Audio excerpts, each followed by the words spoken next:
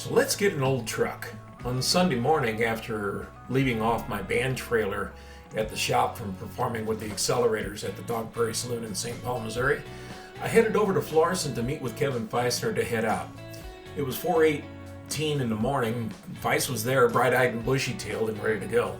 There was the possibility that another mutual friend of ours would make the trip, but that didn't work out. I tried to stay awake until sunlight to make sure Feist was doing okay. He was fine, and at about 6 a.m. he said for me to try to get some shut-eye so I could take over at 9 a.m. to make the rest of the run. Well, I got about 15 minutes of actual sleep. At about 8:30 a.m. we pulled off and got some gas and some food at McDonald's across the street.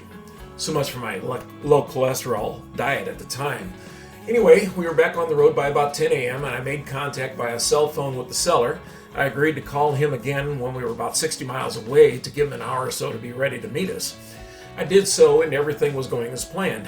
The weather's beautiful, but somewhat hazy in the river valleys areas, and as we got to the seller's area, I made the second call and advised that we should be at the appointed location in about 50 minutes to an hour. We made it to the assigned location by 11:30 a.m. and the seller wasn't there. We waited, and when he wasn't there, a half hour late, I called the home phone and his girlfriend said he had just left and should be there in about 10 minutes. Well, he finally got there in about another 20 minutes. When we got to his place, the truck was there and wrestled it onto the trailer with a chain and a skid loader and brute force and ignorance. We got the unit on, and I noticed I cut a finger on some peeling chrome of the bumper, and it was official. Blood was now shed on this project. Feist and I could not believe it was 1:30 when we were back on the road.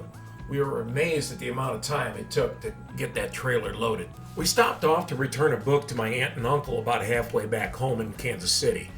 She could not believe what I was doing and what we had on Feist's trailer. We stopped off at a gas station in that area. What a nightmare. Trucks, cars, boats everywhere.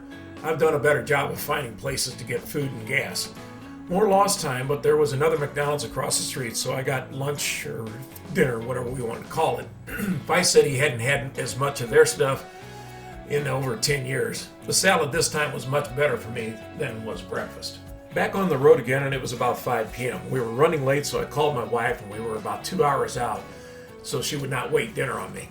Feist called his daughter to make sure she was doing okay. We hit town about 9 p.m., only to come upon a terrible accident at I-270 in Bell Fountain. We backed, roaded it off the highway, and made it to the shop at about 10 p.m. Got the truck off, just the two of us, and I got it onto some jack stands while Feist got things sorted out on his trailer. We got the truck and trailer back to Feist's house by about 11 p.m. We had a beer. I expressed my extreme gratitude to Kevin for what he had done for me that day.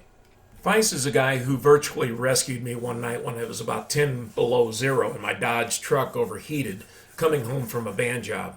The call was at about 2 a.m., and he was not upset over the call at all or the time. He was genuinely glad to be of assistance. He is a one-of-a-kind of guy, folks, I'll tell you. My brother Dan and Kev were best friends and raced cars together. Feist was actually the brains of that duo. Bro Dan was more of the brawn.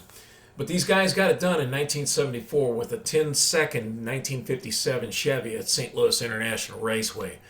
There is some real history between us, and I will get back at this man one day. Just way too cool for school. That's all I can say about my bud, the Feist.